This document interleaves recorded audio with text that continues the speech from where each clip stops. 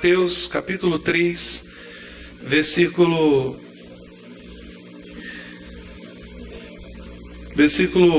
7 em diante. E vendo ele, ou seja, João Batista vendo, muitos dos fariseus e dos saduceus que vinham ao seu batismo, dizia-lhes: raça de víboras, quem vos ensinou a fugir da ira futura, ou da ira vindoura? Não é assim que está aí? Aí ele vai dizendo: produzir frutos dignos de arrependimento, e não presumais de vós mesmos, dizendo: temos por pai a Abraão. Porque vos digo que mesmo destas pedras Deus pode, amém, suscitar, gerar filhos a Abraão. E também agora está posto o machado à raiz das árvores. Toda árvore, pois, que não produz bom fruto, é cortada e lançada no fogo. Amém?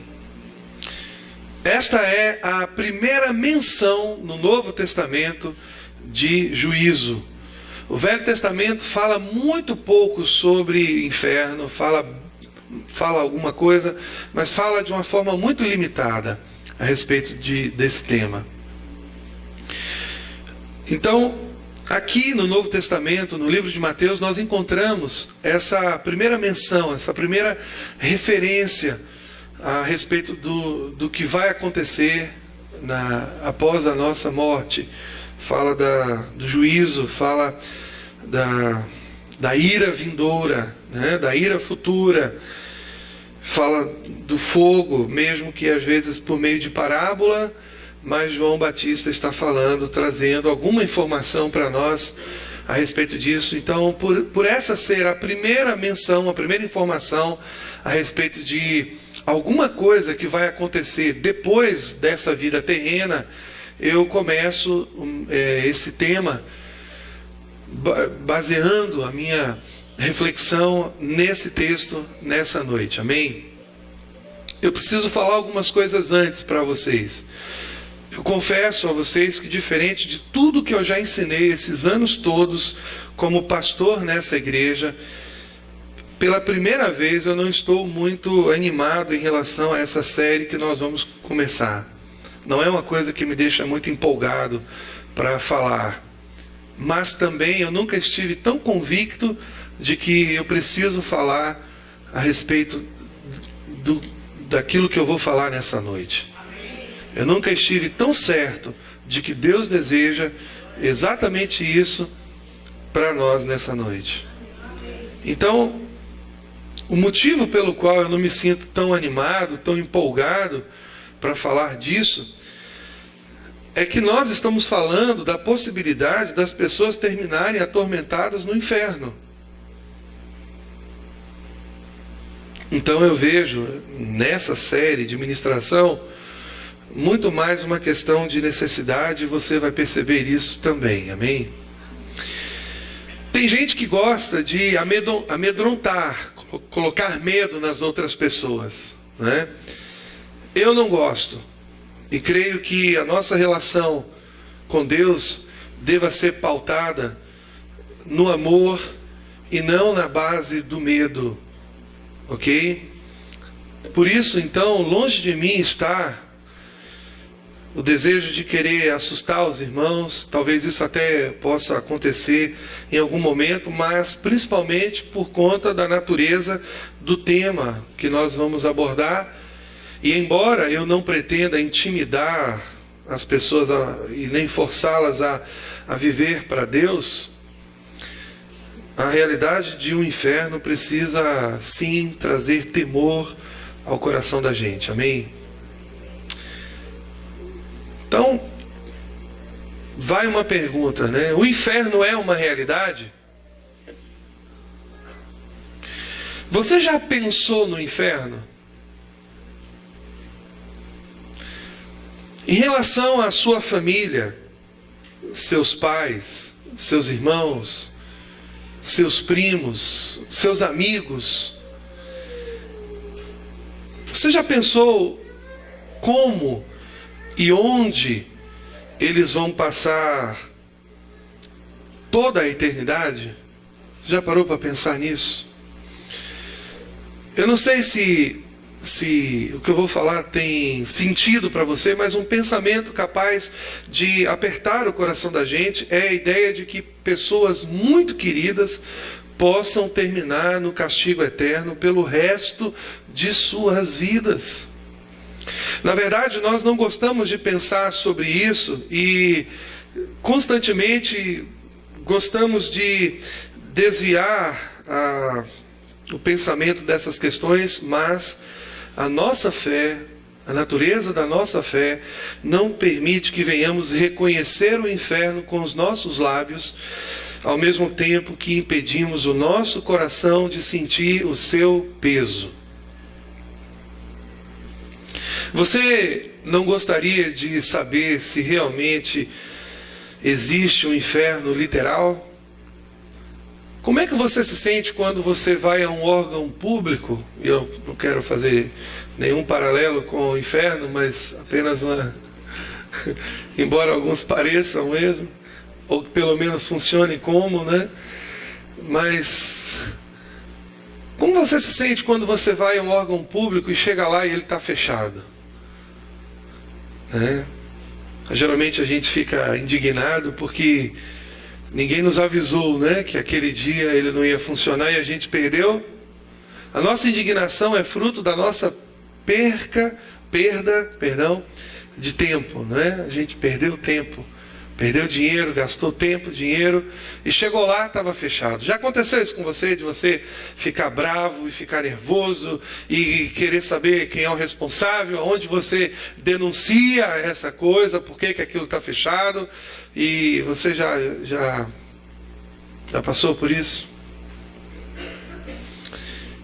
Então imagine essa mesma realidade, né, dentro desse contexto tão perigoso, tão complexo que é o inferno. Eu sinceramente gostaria muito de ter certeza a respeito dessa realidade espiritual. Por isso, tudo que nós vamos falar aqui nessa noite tem muita coisa em risco. Há muita coisa em risco. Se eu disser que o inferno não existe, e no final dos tempos ficar provado que ele existe, pode ser que eu me torne o responsável por levar as pessoas exatamente para o lugar que eu as convenci não existir. Vocês estão vendo a complicação? Como é grande? Mas também, se disser que o inferno existe e de repente eu estiver errado, eu posso persuadir as pessoas a viverem a vida toda advertindo freneticamente os seus amigos, os seus parentes queridos, as outras pessoas, a respeito de um lugar aterrorizante que na verdade não existe. Então, eu queria que você percebesse a gravidade do assunto e que nós não podemos nos dar ao luxo de estar errados quando a questão é o inferno. Amém? Algo que eu gostaria de propor nesses dias, que vamos tratar desse assunto, talvez toda essa pregação nessa noite seja na verdade uma grande introdução para o que nós vamos falar nesses dias. Eu gostaria muito que os jovens, que as pessoas estivessem aqui, que você não faltasse a reunião, o culto, porque essas pregações podem ser o start de Deus para mudar a direção que você está tomando. Amém? Na sua vida. Então, algo que eu gostaria de propor nesses dias, que vamos tratar desse assunto, tem a ver com o desejo intenso do nosso coração de abandonar o que é familiar para tomar posse do que é verdadeiro. Amém? Eu não sei se você também já percebeu, mas às vezes nós nos apegamos a determinadas coisas, a determinadas informações, a determinados conceitos, e nós nos apegamos àquilo porque alguém nos ensinou daquela maneira, alguém nos ensinou aquilo, alguém nos falou que era daquela forma, e durante os anos a gente vai se apegando a esses conceitos, a essas informações, mas não há uma preocupação no nosso coração em realmente verificar se essas coisas, esses conceitos, essas informações são de fato verdades de Deus. E muitas vezes nós passamos muito tempo apegados a informações, a conceitos, a doutrinas que muitas vezes nem estão no coração de Deus, nem na sua palavra, e Deus nem queria isso para nós. Por isso nós temos que ter muito cuidado e ter uma disposição no nosso coração de tomar posse do que é verdadeiro, muito embora às vezes nem seja tão familiar para nós. Às vezes nós nos acostumamos, nós temos certas compreensões, certos hábitos, porque aquilo foi passado para a gente por pessoas tão próximas a gente. Mas aquilo não é uma verdade de Deus. Então que haja no seu coração, nesses dias, essa preocupação, essa disposição, esse desejo de abrir mão de certas coisas para que Deus possa construir algo na sua vida. Amém? Outra coisa, se o inferno for um mito primitivo, imposto pela tradição religiosa, então nós vamos deixá-lo na prateleira empoeirada da nossa mente após essa série de ministrações, ok? Nós vamos esquecer ele lá. Mas, se ele for verdadeiro, se a Bíblia de fato ensina que existe um inferno esperando por aqueles que não creem em Jesus nessa vida, então essa realidade precisa nos incomodar. Mais que isso, precisa nos motivar a tomar um novo caminho em nossa vida de fé. Eu não acredito que apenas essas pregações serão suficientes para transformar a sua vida. Você vai ter que assumir um compromisso de buscar a Deus todos os dias da sua vida, pelo resto da sua vida. As verdades de Deus, elas deverão transformar o seu coração. Eu não acredito que apenas o fato de você estar vindo para a reunião, ouvindo as pregações, isso por si só vai fazer aquilo que Deus deseja na sua vida. É necessário assumir algumas responsabilidades.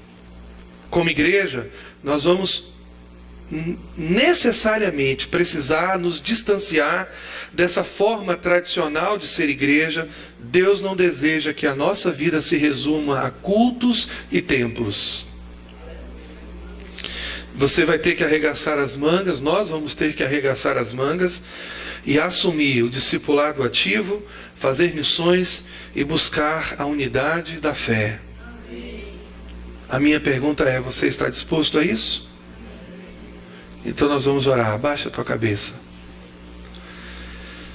Pai querido, nós precisamos da tua ajuda nessa noite.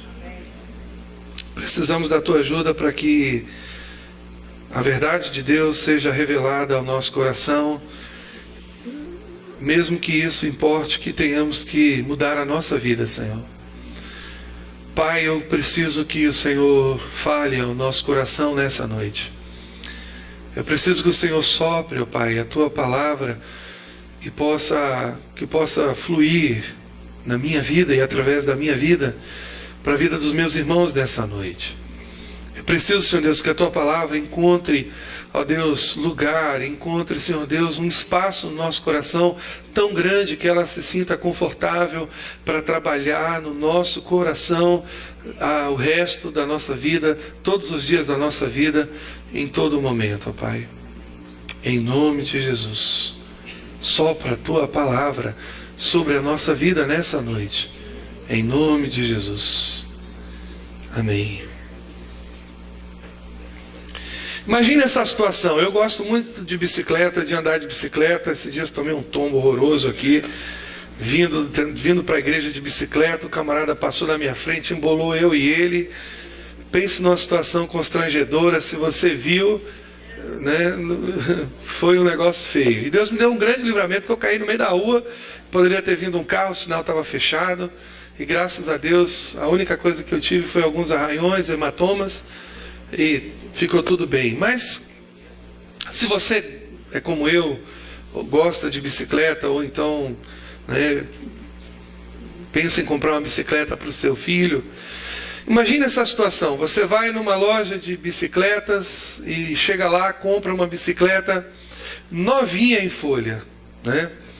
E você então compra, paga a bicicleta, e antes de sair da loja você nota que o sistema de freios ele não está instalado na bicicleta. Você percebe que as manetes estão ali, mas o cabo, os cabos e todo o sistema, todo o resto, né?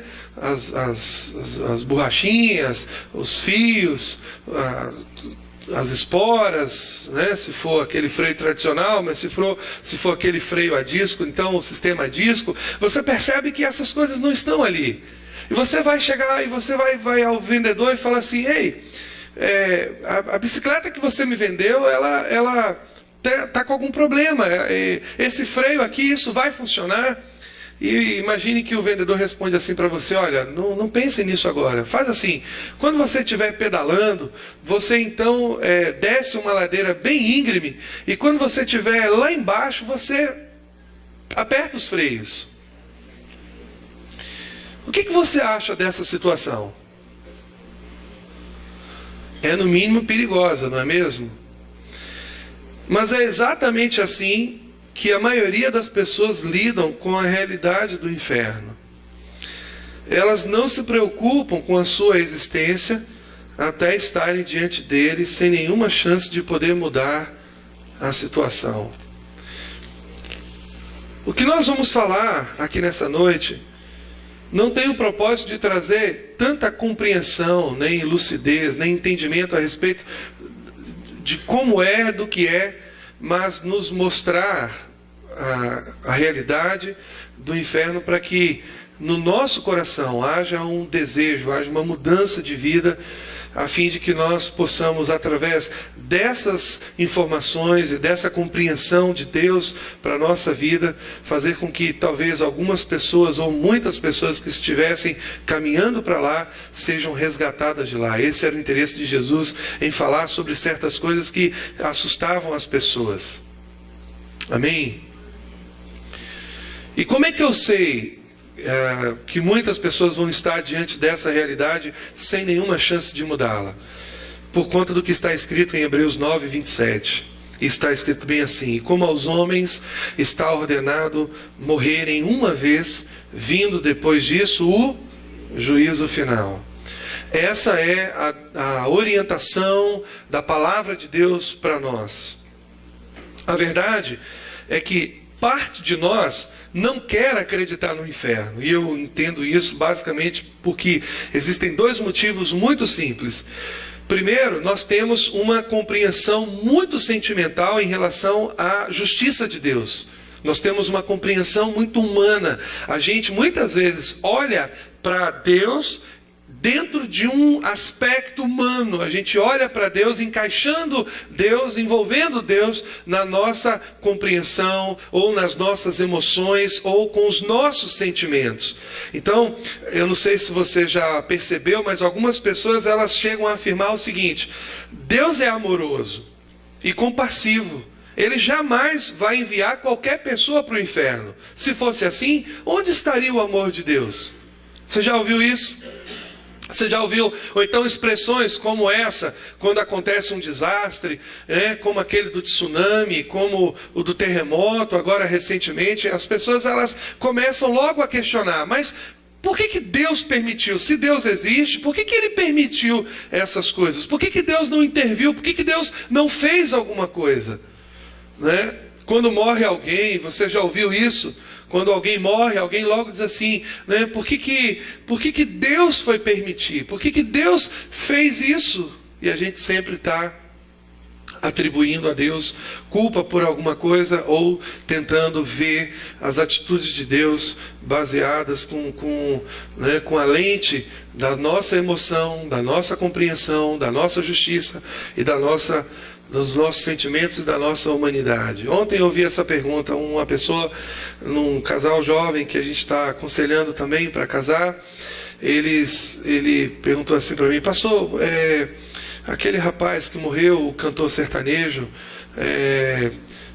por que Deus permitiu que ele morresse? Por que Deus fez isso com ele? Eu vi essa pergunta e, para tentar respondê-la, não é tão fácil, a gente não vai entrar nisso aqui, mas basicamente eu falei para ele que Deus nos deu livre-arbítrio e ele teve a opção de colocar o cinto de segurança, ele teve a opção, porque se você for perceber, o cockpit do carro está todo intacto e ele estava, parece que sem cinto e com a capotagem, então ele foi se batendo, sendo jogado para lá e para cá.